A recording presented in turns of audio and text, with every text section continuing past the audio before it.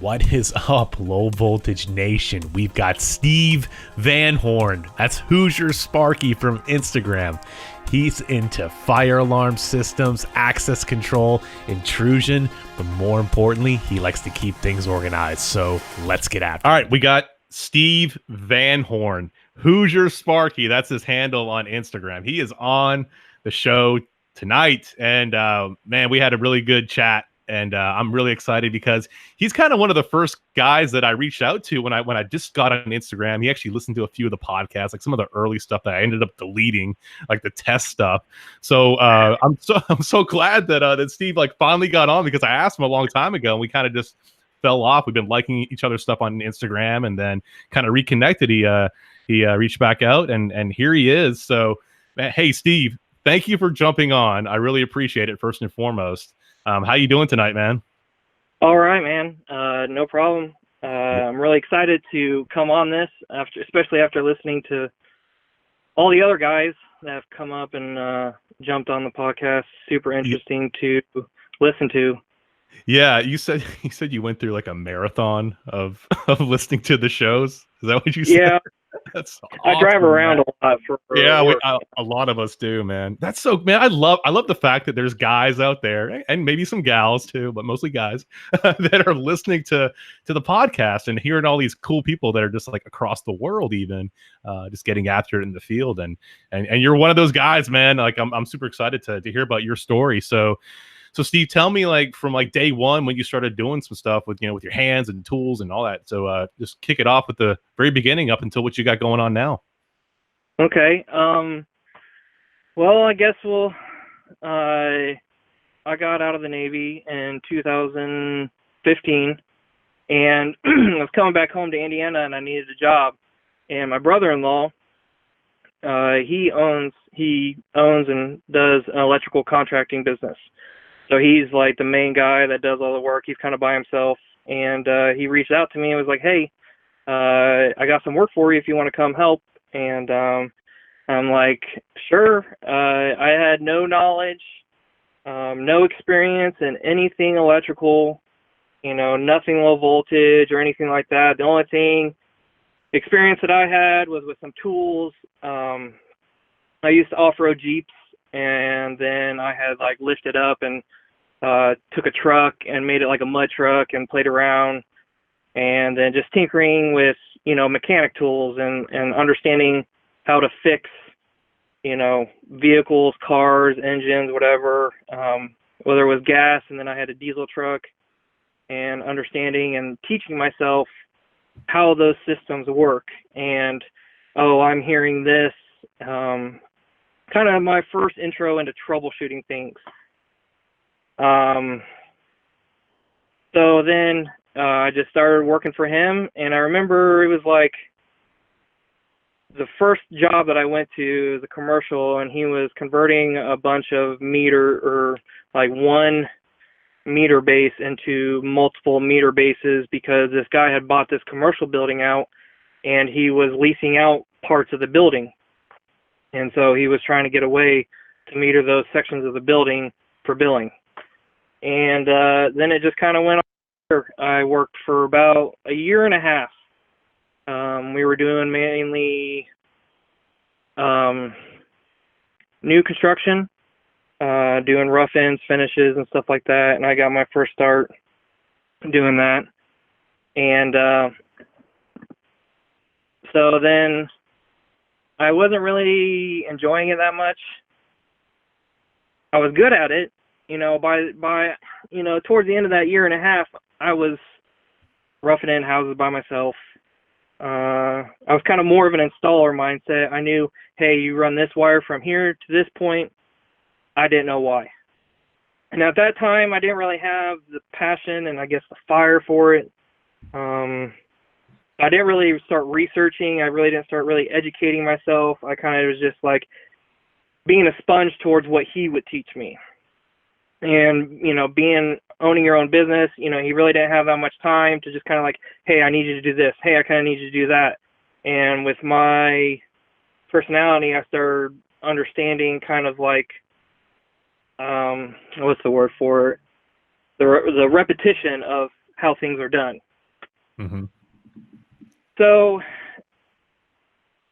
for that year and a half, like I said, my heart wasn't into it, and I was like, I think I want to do something else. I had some other plans that I was just doing an electrical job to get out to do those plans, but those kind of fell through. So then I think I was on like plan E at that time, and I went back to school.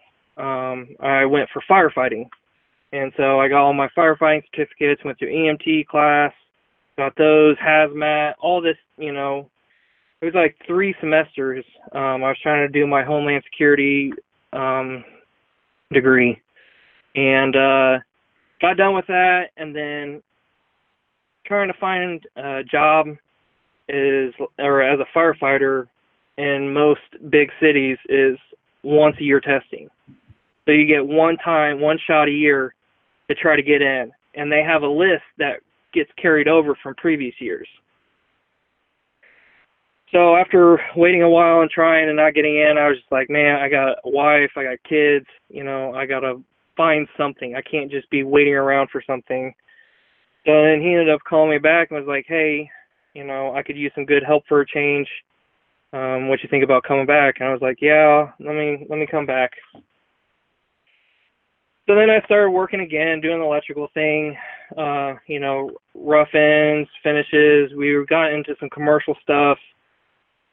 And then I was just like, I don't know, just something. I was like, man, maybe this is what I'm meant to do. I kind of like this spark kind of just started growing bigger, and I just started like getting on fire for it. I started becoming passionate, and then wanting to learn and wanting to know. I don't want to just know I need to run a wire from here to here. I want to know why. I want to break down the system. I want to be able to fix the system. I want to be able to teach. I want to be able to talk to someone about it and be in a professional or sound professional, educated, that I know what I'm doing. So at that point I was like, okay, well, maybe I should try to go to school for this. And so then I ended up finding a tech school here in my area. It's a year long, and it was every day, Monday through Friday, 8 o'clock till noon. Mm-hmm. And I would go to school, doing that, and then as soon as I get out of school, eat lunch, and then back to work. And I would work from then till, whenever. Depends on what the job was, what was going on, projects, this and that. Sometimes I was getting home at 10, sometimes I was getting home at 1 in the morning, just trying to put in my hours to be a productive employee while going to school. So while I was at school, then I ended up signing up for the degree program, which adds another 6 more months. So I ended up going a year and a half, and I got my associate's degree. And at this school, they covered pretty much everything. So they covered Sparky stuff, line side voltage, and then they covered low voltage. So I dealt with fire alarms, I dealt with security panels, access control, networking, audio, conduit bending, panels, outlets, switches, kind of like smart home stuff. It was just this huge mix of everything. And then when I did the degree program, we got a couple extra classes that dove deeper into networking. And then it was just like some management stuff like math and communications and, critical thinking, college type course classes. So then I just graduated from that. Was that July? This past July, I graduated from there. And I was able to interview and land a job with this company that does fire panels, access control, security, and CCTV. During the classes, they were only a month. So we would have a month long for fire panels. We'd had a month long for security and access control. We had a month long for networking. So that's all I was exposed to. Or that was like it was like, hey, here, hurry up, kind of learn this basic, because the school was trying to produce products that a lot of variety of companies or fields of this trade can recruit and can use. So I had actually put applications into a lot of places. I had tried to get into the union. I tested out for the union. I tried to get into this commercial or non-union commercial shop. I'm trying to think what else. There was a few more other places that I tried to put into. None of them got back to me. The union was just, I was too late in the game with the wife and kids. I'm not, it's not that I'm against union. I think it's a great route. It just, there's so many routes Right. that you can take, and it just depends on the person. I think, union can be a good gig. So I have nothing against the whole, union, non-union. It depends on you. Yep. So I just made that decision, what's best for me and my family. That route was just, it was going to have a lot of cons for a little bit. And, so all of a sudden I was in class, and we had a career services department where they have like people who would search out companies or say, hey, there's this company that has a job open. There's this company that has a job open. And I kept on going down to that guy and say, hey man, what do you got? What do you have? What do you have open today? What do you have open today? And they would look at our transcripts and our attendance and stuff like that. And I ended up doing really well in school. I graduated with a 3.96 GPA, and then I was pretty much there. I think I missed like 1 or 2 days or something like that. And so like he saw that, and he's like, hey man, I think I got a position for you, or let me kind of recruit you out because you're one of our top guys that we can get out to the field and get you a good job because of the hard work you put in and studying and doing classwork and stuff. So this one company reached out to him, and he's like, hey, I got a guy for you. So I ended up interviewing with that company and that person. He's like, I can't lose you. So he's like, I don't have this type of position. I was wanting a service. I was wanting kind of an install maybe position. The position that he had come to me with was basically a fire alarm inspection. I had no clue about this at all or anything. He's like, hey man, this is what it entails. And I'm like, that has nothing to do with what, Right.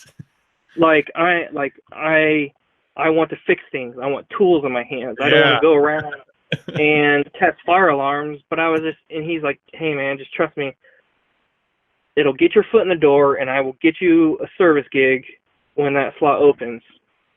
And he's like, and then we negotiated pay, and he was like, pretty much anything I was throwing on the table, he's like, yeah, I'll get you that. Yeah.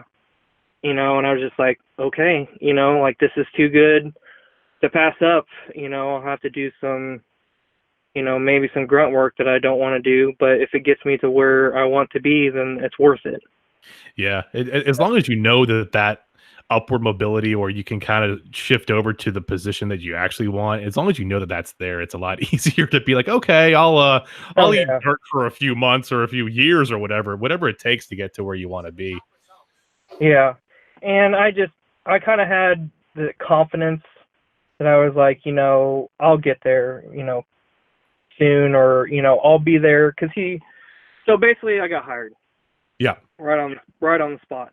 And so as soon as the day I graduated, I think it was like a week, I gave my 2 weeks notice in, and bam, started the gig. Nice. And so I did that for about a month. And during that month, he would throw me on with service guys. Say, hey, kind of like, let me see what you can do. Let me see if you can swim. Kind of is what he told me. And I just started going out helping service guys troubleshoot fire panels. And, I started proving my worth and I was from the day one helping the team, and the techs could see what I knew, my, possibilities, capabilities of, kind of investing in me. And that word got back to, the manager that hired me. And within a month, I got switched over to the service gig. And then they also wanted to put me in access control and security and CCTV now, too. Nice. So I'm kind of pushing this new hybrid role, because a lot of guys, a lot of these guys are older. A lot of these guys are like 10, 5, 8, 10, 15, 20 years into this industry. And the fire alarm guys, all they do is fire alarm. They want nothing, or they don't care, or they just couldn't understand the access control security, kind of like networking type of stuff. And then the access control security network guys just like, I want nothing with the fire alarm, or they just didn't know it, or they only got hired to do that.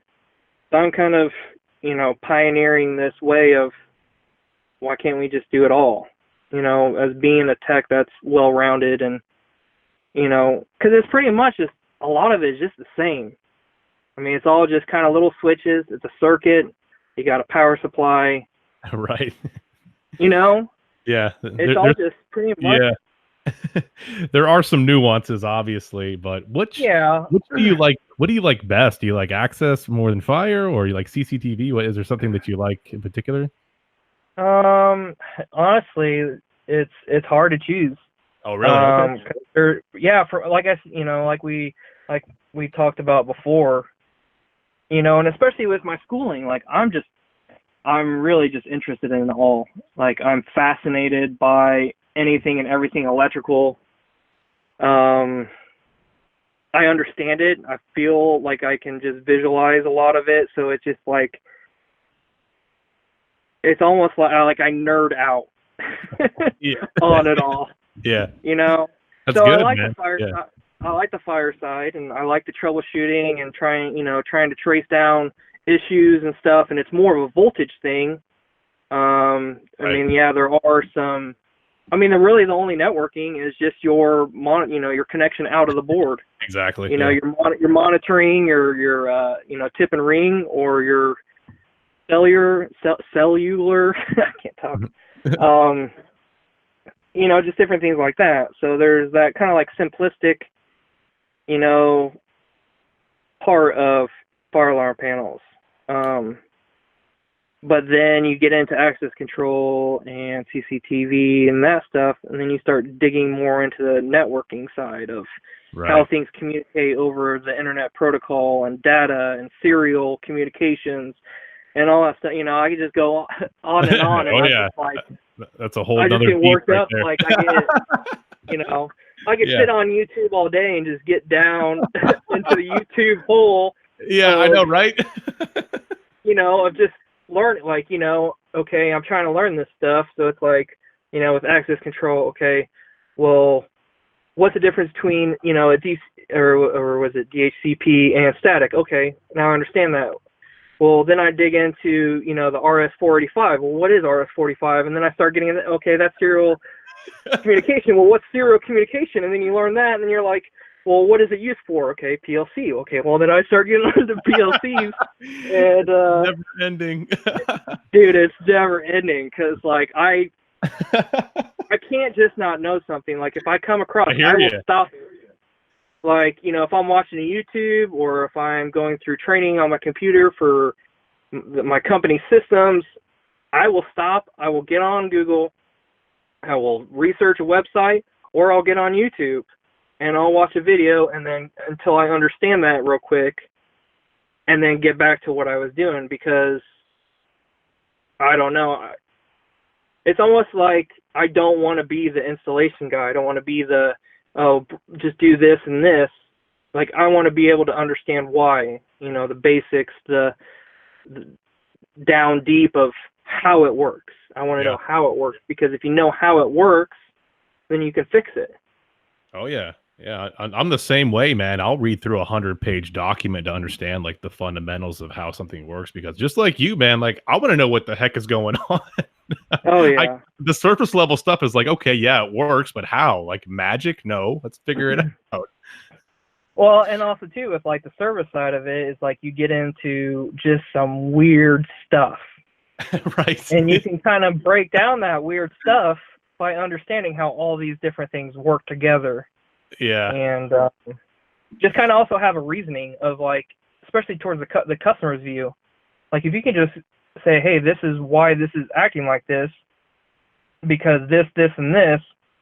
Here, let me explain this to you real quick. And then they can have an understanding of why they're getting charged this huge bill Right. just to take, Yeah. just to take out a board and put in a new board. Right. No, you got to explain to them. I mean, yeah. Yeah.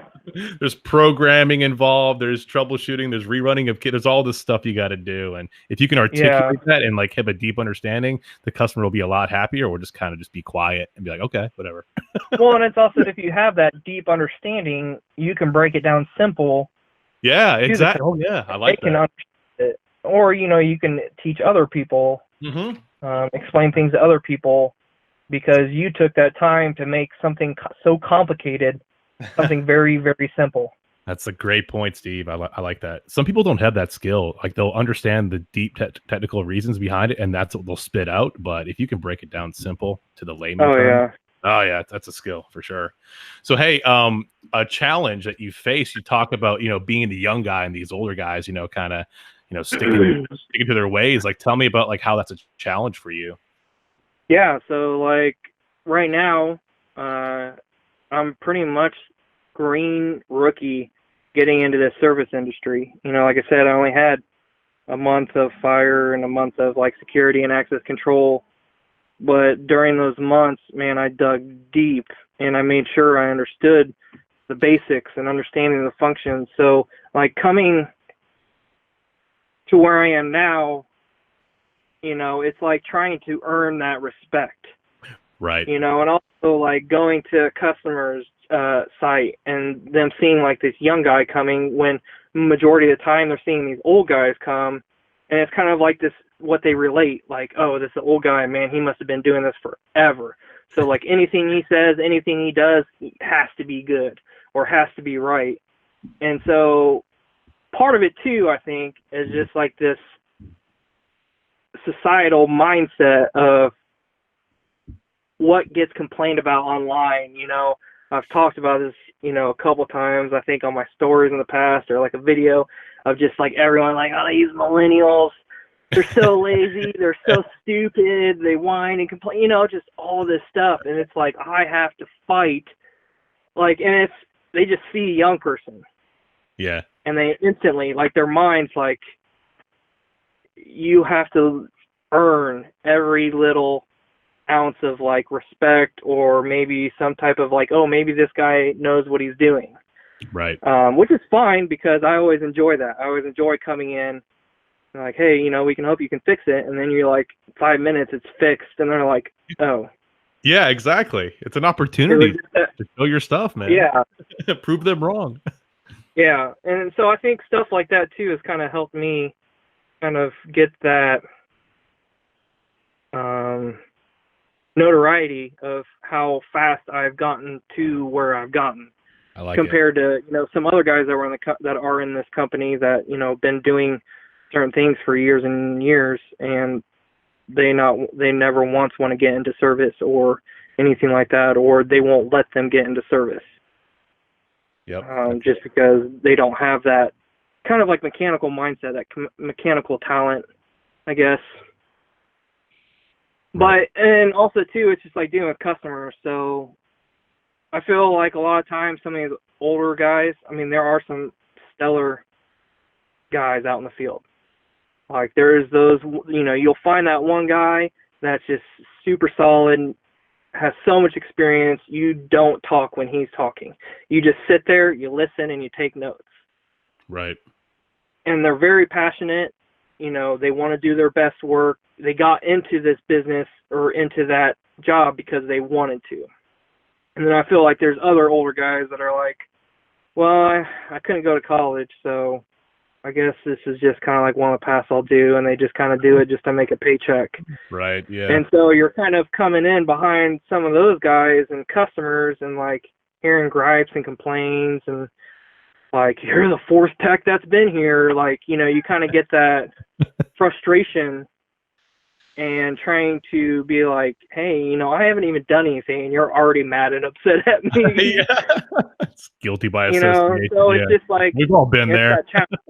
It's that challenge of like, kind of like just proving people wrong. Yeah. It's like, hey, this is what I can do. I'm going to do it, and I'm going to do it well. And, but it's also to that understanding, hey, I'm still the new guy. I'm not going to go around and badmouth a bunch of old guys because of what they do or this or that. Like, you still have to lose the ego. You still have to be like, hey, as much as I think maybe you could have done this better, or like if I was in this, like I'm watching you do this and how you wired that looks like junk. Like, or like you broke this code, or like, why didn't you put a bush, like all this other, type of stuff that you're just like, it looks good for my house. And you're just like, no, it doesn't. Come on, man. Like, come on, man. Like, so what happened at the motel fire alarm inspection? Tell me about that story. I want to hear it. Okay. So, like I said, I got put on fire alarm inspection. So I don't know if everyone, like, I never knew anything about fire alarm inspections until I interviewed with this guy. But basically, you go around and you test smoke detectors and make sure they report back to the fire panel that as a fire. There's ways to silence the horns and strobes and this and that, and you obviously you'll call monitoring to let them know that you're testing so that fire trucks don't show up and stuff like that. So there's all these little precautions, bypasses that you do that you can go around and just have a heyday with a fire alarm system. And so you go around, you test the pool, you pull the pull stations, test the smoke, heat detectors, just the whole system. Oh, one of the times I got sent to this, I don't want to call it a hotel, because a hotel is like something nice, kind of a bigger building, maybe corporate, whatever. This was a motel. This was like privately owned. There were definitely permanent residents, and it was just kind of, it was clean, but it wasn't. Yeah, I got you. And so dealing with this, you meet the owner and you talk. Well, this owner was Indian, and he went by the name of Johnny B. Cool. And he was a character. Like, awkwardly. Like, this guy was just, he was almost like trying to buy you as a friend. Like, hey man, and just talking all this talk of like, it just super awkward. Oh yeah.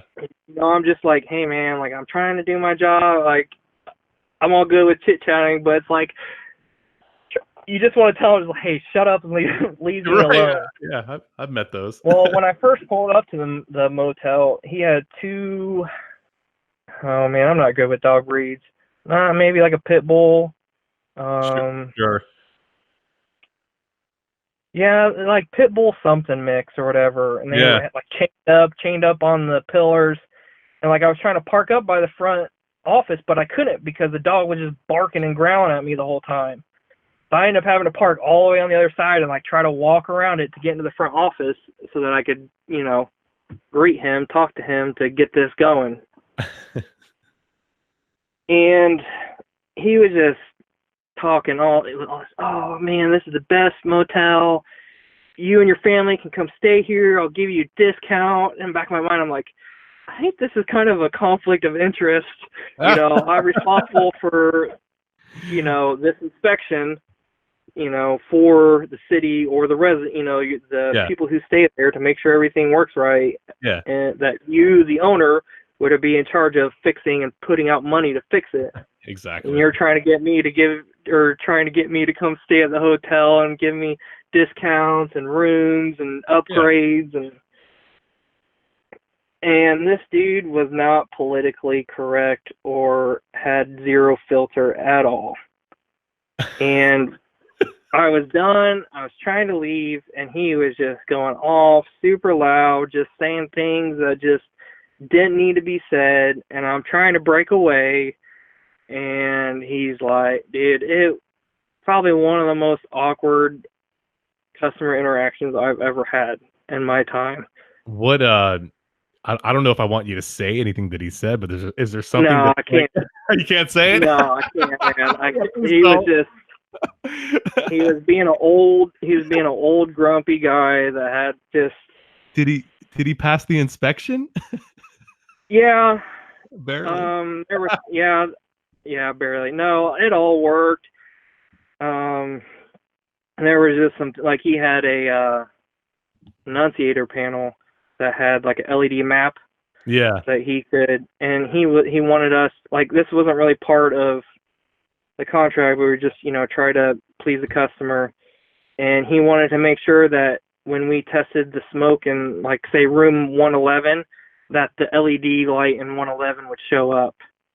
But, like, the system was so old that, like, half of them worked, half of them wouldn't stay locked on, and all this stuff. We're just like, yeah, man, you probably need to get this upgraded or get it fixed or just rip it out because it just doesn't work. And he was just, like, going on and on. That's so I'm funny. just like, I mean, I'll stand here and as long as you're paying the bill. It's funny. So no matter what you do, be the best at it. Somebody told you that, and it sounds like you've really like taken that to heart. Tell me about that quote and how it's helped you along the way. Yeah, so back when I was in the Navy, so I was a medic and I was with Marines, basically being their mom, and then being like an EMT paramedic if anything happened or whatever. Yeah. And I was out with EOD guys, and they were, blowing stuff up, playing with bombs and things, and they just need someone to, like a safety person, to stand by if any accident were to happen. You would respond to that. And I was in this truck with this chief warrant officer, and we were talking back and forth, and that was kind of like the one nice thing about my job and my position was I got to talk to a lot of senior ranking guys and kind of like pick their minds and just chit chat with them. And I was kind of frustrated with where I was at my command, and just kind of like some of the jobs I was given. Part of it was just kind of an ego thing for me. Just kind of like I shouldn't have to do these things, and just kind of having to swallow my pride. But he just kind of like straight up told me, he's just like, just be the best at whatever you're doing. So if they want you to go scrub toilets, then those better be the best mirror finished, clean toilets that you can eat off of.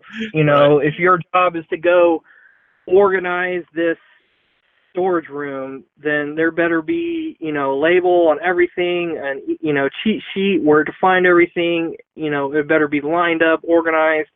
Like, it doesn't matter what you do.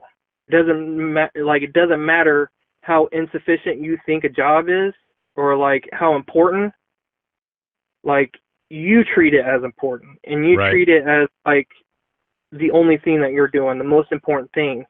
And if you just try to focus on that instead of focusing negative energy on other tasks that you wish you could do or that you think you earned or whatever, so it's just kind of like one of those things, like, man, just be an easygoing guy that's just does his best at whatever task he's given. Because if you show that, then eventually they're going to be like, hey, man, we can really trust this guy. We give him, these junk tasks or jobs, and he just knocks it out of the park.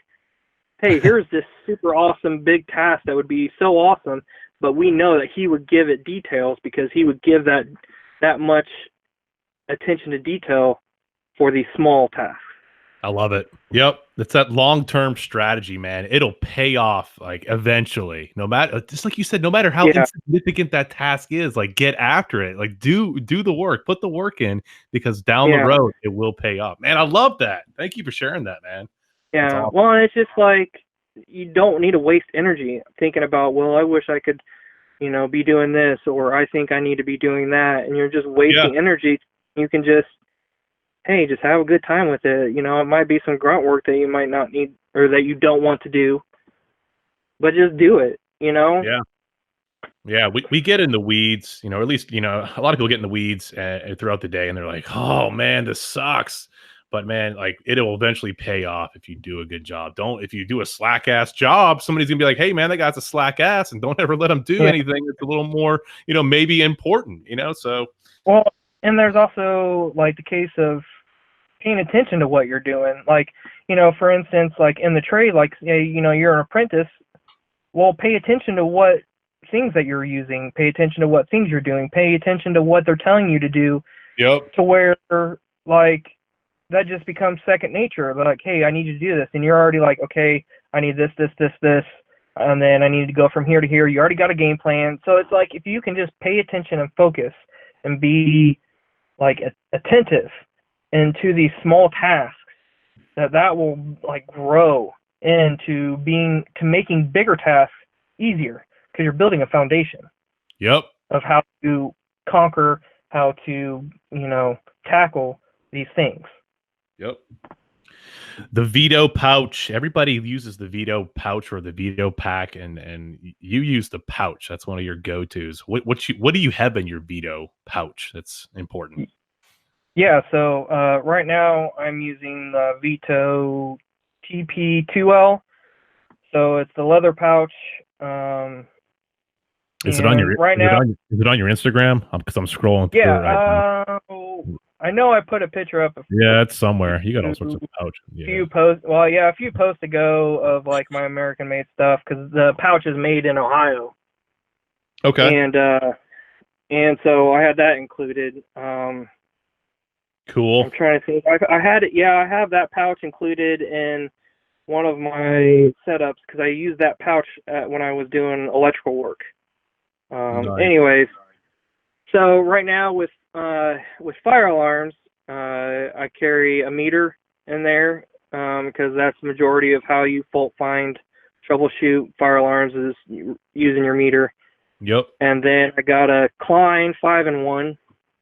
I don't like the 11-in-1s because they fall apart too much. The 5-in-1 seems a little bit more sturdy, and all I really need is just Phillips and slotted. Yeah, exactly. Then I have a Klein terminal screwdriver, and this terminal screwdriver, it's a 1/8 slot screwdriver, which fits terminal screws. So the small flathead screws it fits, but the handle is large size. So it's not one of those little mini electrical screwdrivers or the whatever. It's the full size handle, so that, like, when you're going in and tinkering with things, you can have a little bit better ergonomic in your hands. Yeah. So I really like that. Then I carry the new, I forget the name of it. It's the new stripper hybrid pliers from Klein. It's a blue handle. It has, like, the lineman head. Yeah. So I use that. I had needle nose strippers, but coming into fire alarms, they do a lot of 18 gauge and even some 14 gauge I've run into, especially with these newer addressable systems. You can T-tap, or they'll have junction boxes. And so, we know the whole thing in the electrical community of pre-twisting connections. I know that I like doing that to make sure I have a solid connection, because that's the last thing you want to do, especially commercial or some of these big factories or whatever, trying to trace down an open circuit because you didn't want to land or junction wires right. It's a nightmare. And then I carry the little electronic snips, little diagonal snips. They're Kleins. The Kleins, yeah. I don't know if it's like little tiny. It's like the flat cutting snips. Not like, I know you guys call snips the scissor snips. Sure. Yep. But these aren't scissors. These are like little. I don't know. I'll have it up maybe. I'm just got a bunch of tools, like, on your Instagram. I'm scrolling through them right now. Yeah. But basically, whatever, that just usually fits in. So all I need is, my hybrid strippers, the 5-in-1, and my meter. So then for access control stuff, computer. Yep. And just I have some electrical snips, like what you guys call, and then crimps for RJ45 connections. Sure. Cool. So you like to visualize. You mentioned that's your productivity tool. So, like, explain to me, kind of go a little bit deeper, like what you meant by, like, visualization. What does that mean exactly? Yeah, so I like to I like to visualize things. I'm a very very visual person. And like I said, also too, like having imagination and just thinking outside the box and just thinking through your day and thinking through a task, thinking through a group of tasks to organizing stuff. Um, so the one thing when I was a medic in the Navy, a lot of times we were responsible for a big or a group of people. Like we were the main medical personnel for, colds, flus, cuts, scrapes, trauma. And it would go from like, hey, we're sending you out to this remote place and you need to be able to do your job for a week. And so I would have like a big or I'd have a box, and then I'd have my med bag, and then I had like a smaller pouch that I would take out with me. And it was just like I ended up building this like kit that compounds on itself, that it like overlaps, that I can do something and I'm not having to like go back and get it, because that's the one thing you don't want to do, especially medically, and especially with Marines trying to earn that respect of like, hey, such and such happened, and I go look in my stuff and it's like, oh, I don't have that. Well, why don't you have it? You're supposed to be taking care of us. Like, Right. how are we giving our lives in your hands if you can't have stuff or be able to just grab it? Like, I knew where every little thing in my bag, I could be blindfolded in a dark room upside down, and I would be able to go and search with hand and knew exactly where everything was. Nice. So I was able to bring that skill set over to the electrical side.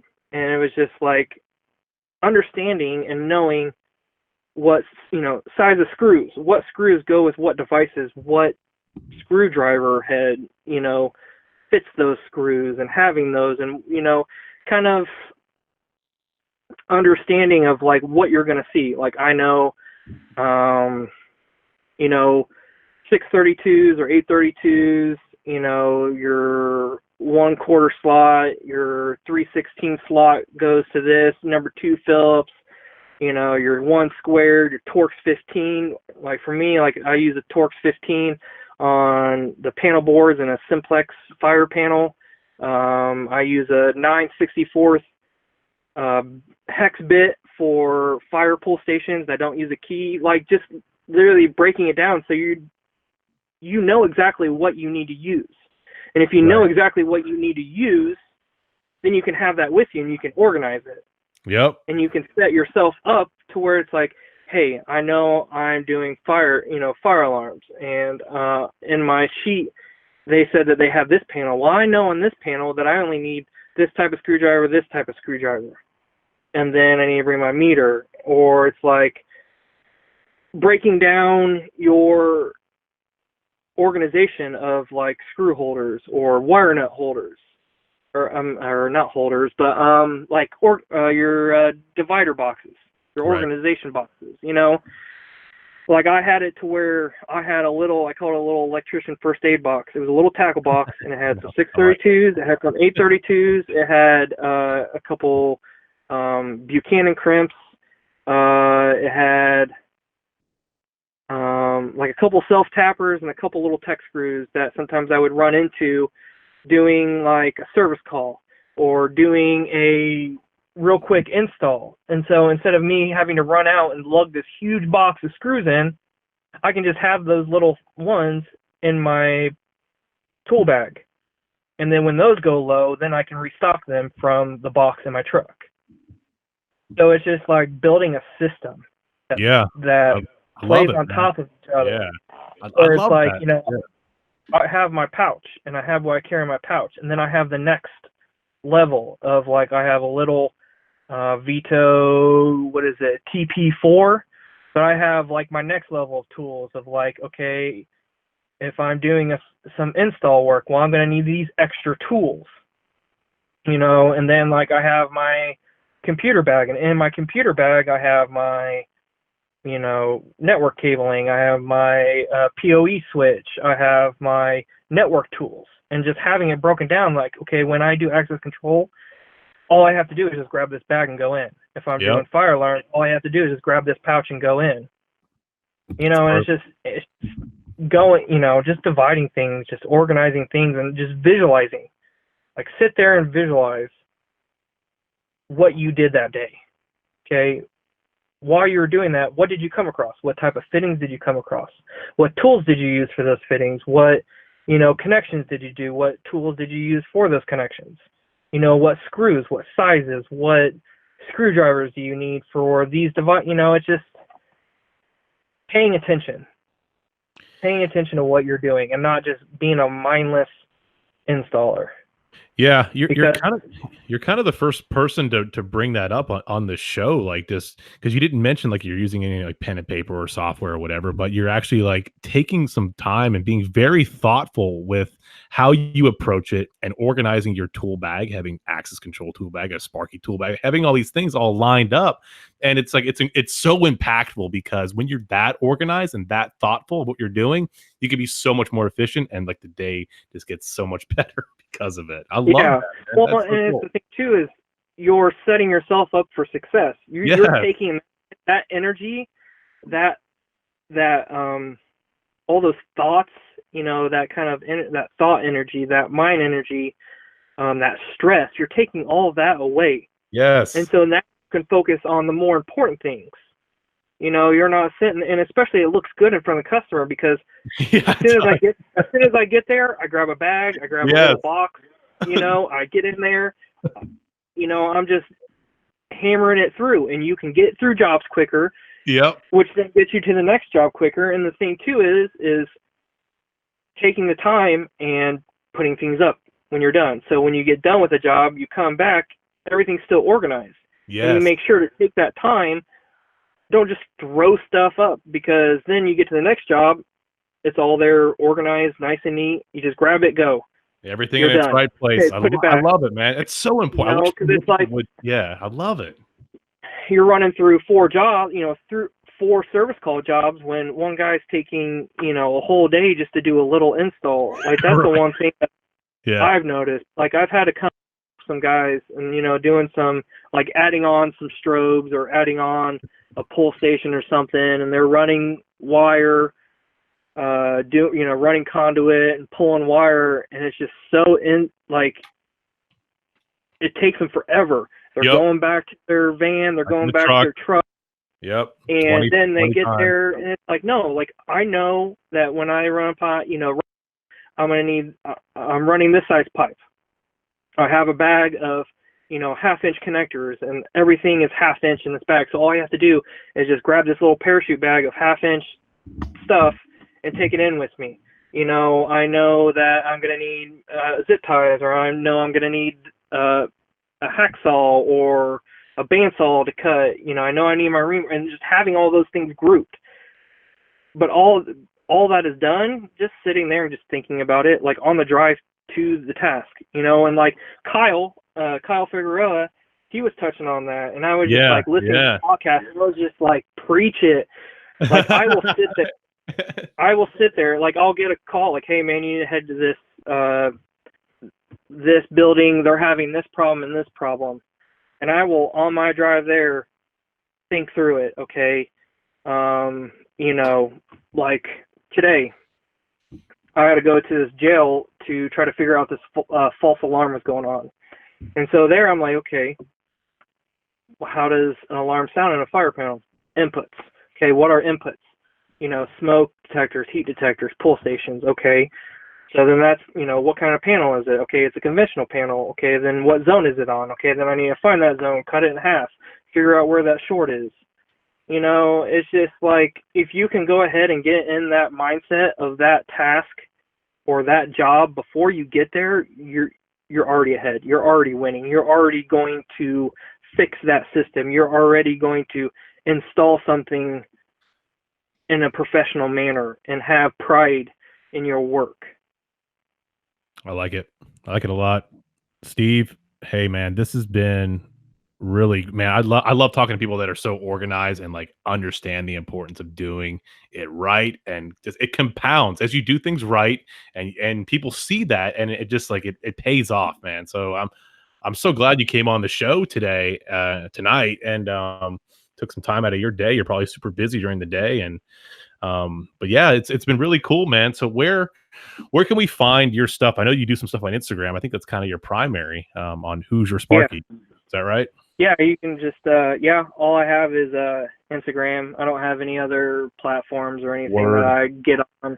Right now I just it's just easier. I'm a simplistic guy, so I just kind of like, hey, yeah, this is where you can find me. This is where I can put my energy into, talking to guys, creating content, learning things, teaching things to other guys. I just love the IG community, as all the other guys on here have said. Man, it's just been, you just connect with so many people, and I know one thing for me, and probably you and a lot of people on here is like, most of the day I'm by myself. I might meet a customer, but usually if I'm working, I'm by myself. If I'm driving, I'm by myself. Yeah. So it's just like having that kind of like, hey, there's other guys that are there with you. There's other guys that are, putting in the grind, doing something you're doing, that are enjoying, that are passionate about it. And it's just like, you feed off of that. You feed off of it. I know, man. Yeah, because like you said, you're alone sometimes, like a lot of the times, but you're actually not, because you got that community, that Instagram, getting down the DMs, doing some pictures, some videos, some video chat, some whatever. Yeah, and it's so cool because I do that all day long. I'm on Instagram for like 4.5 hours a day on average. I'm not. I looked at my stats. I'm like, I'm not joking, and but it's actually meaningful. It's not just like mindless scrolling. I'm like literally getting work done and connecting with people on like a spiritual level and like a professional level, man. It's really cool. Oh yeah.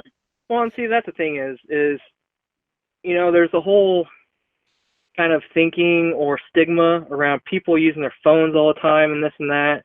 It's shifting. And I'm just like, the phone is one of the greatest tools that we have, because there's so much information in your hand. And like, I don't have any games installed on my phone. Me either. Like, I don't do anything. Like, literally all I do on my phone is like, I'll watch YouTube videos on Instagram, or I'll be on Google researching stuff. I mean, I think the only like kind of hobby thing that I do, I like to go fishing, so I'll watch some like fishing videos on YouTube. But other than that, like my homepage on YouTube is a mix between, fishing and then just electrical networking, data, fire. I mean, just, it's so useful that I don't understand why people waste time. All that time that they can be learning something, and it's just like, and it's fun. I think it's fun. I enjoy it. Yeah. I nerd out. Like, I'll sit there and I'll just I'll get deep into researching how one little thing works. Yeah. I might not be doing that, but that one little thing might help me, figure out, or it might help something else click that I was trying to figure out. Yeah, people can waste time all they want. I don't care. Like, that gives people like us more opportunity to shine. That's all that matters. Yeah, well, I think too with the community, like there's a strong community of guys that just want to help each other out, and it's just like sometimes I've had guys where it's like, I don't really want to ask this to my boss or to my coworkers or whatever, so hey, let me talk to these guys, and it's like, yeah, man, like, I will help you out. Like I've said many times in my videos, like, you can message me, and there's a lot of guys that do, and I will message right back. And I will, if I can help you, I will help you. And if I can't, I will find someone. There's all kinds of other guys. Like, I had one guy ask me I can't remember what it was, but he asked me, and I was just, hey man, I'm sorry, I don't really deal with that, or I don't have that knowledge yet. And he's like, okay, that's all right. And like, probably I was doing some work or something. I just saw it real quick and I responded.